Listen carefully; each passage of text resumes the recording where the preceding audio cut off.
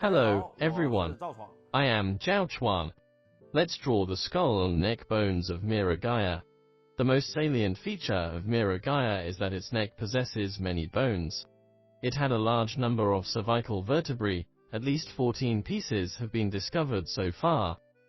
Arranged above these cervical vertebrae were as many as 10 pairs of bony plates. People previously thought these bony plates might be distributed sparsely, with some extending backward to the back, and moving to the front after its death. Later, it was discovered that these bony plates overlapped on the neck one after another. When drawing, we should pay attention to this point. In addition, no relatively complete skull fossil of Miragaia has been found, so we have to use the skull of Stegosaurus to supplement the missing parts. Now, let's draw the skull and neck bones of Miragaia. Before drawing the head, we can first draw the atlas, which is a relatively large cervical vertebra at the foremost. Then, we start with its skull and draw its nostril and mouth.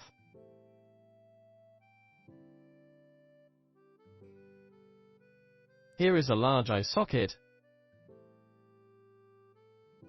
and behind is the temporal fenestra.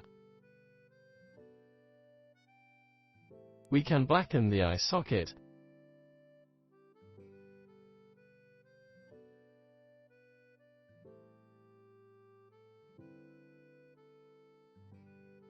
Then, we draw its mandible.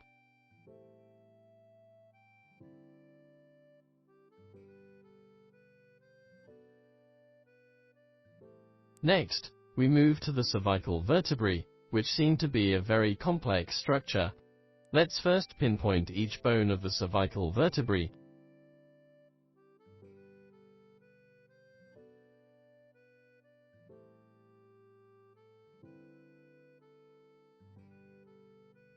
Then, draw the upper structure of the cervical vertebrae. The front joint is connected to the rear joint, which is shaped like a saddle.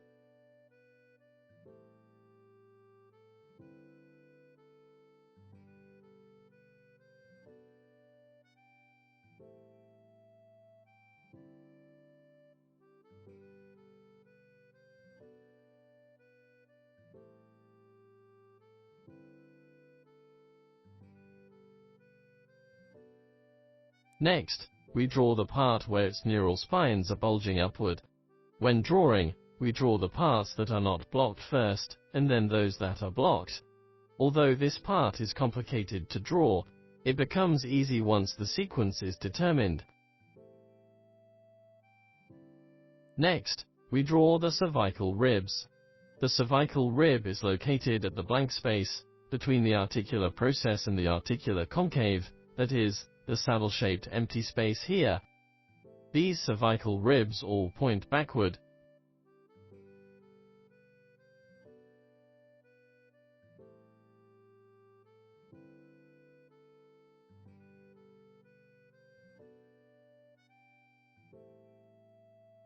Begin to tilt downward when coming to this position at the posterior, and then gradually transition into ribs as they come to the torso. Now, we fill in the gaps by drawing the vertebral bodies. There are some foramina on the top, and some gaps between the two vertebral bodies. Now, let's draw its bony plates. The bony plates appear to be next to each other and pressing against each other. These bony plates were shaped very close to a triangle.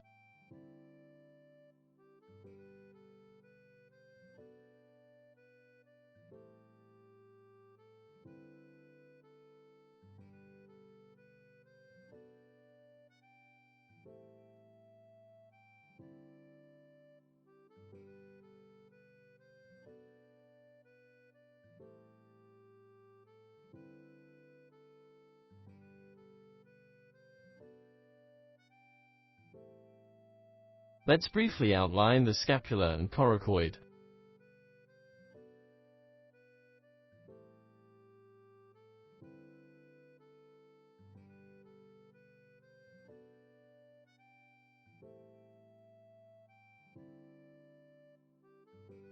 Then, roughly show its forelimb, the humerus.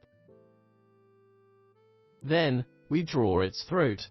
When it was alive, it had gular armor to protect its throat, so the throat looked more developed. We also show the bony plates on the back. Next, we use black to represent the range of its skin, that is, what this part looked like when it was alive.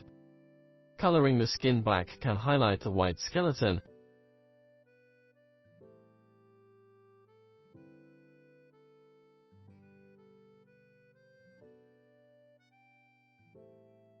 We draw the posterior part a little more abstractly.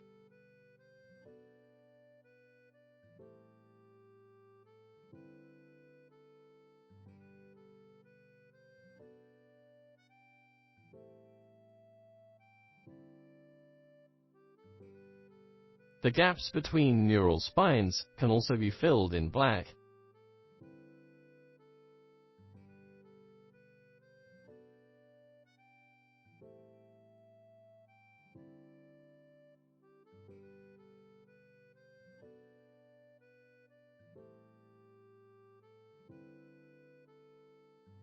Then, we draw the keratin on its bony plates. The bones of the bony plates of Stegosaurs were not exposed, but were covered with keratin when they were alive. This keratinous structure was often larger than the bones, and the sharp parts would extend along the sharp corners, becoming even sharper.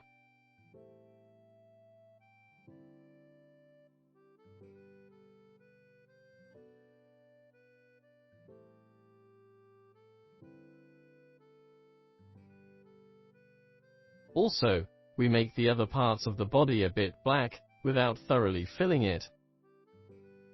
The beak at the front of the mouth extends downward a little. Good. In this way, we've finished drawing the skull and neck bones of Miragaia.